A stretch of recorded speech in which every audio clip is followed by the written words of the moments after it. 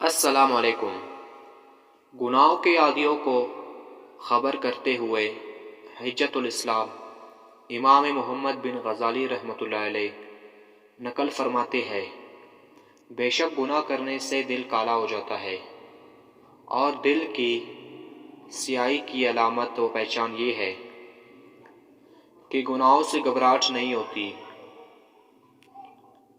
اطاعت کی سعادت نہیں ملتی اور نصیحت اثر نہیں کرتی۔ تم کسی بھی گناہ کو معمولی مت سمجھو، اور کبیرہ گناہوں پر اصرار یعنی مسلسل کرنے کے باوجود اپنے آپ کو توبہ کرنے والا گمان نہ کرو۔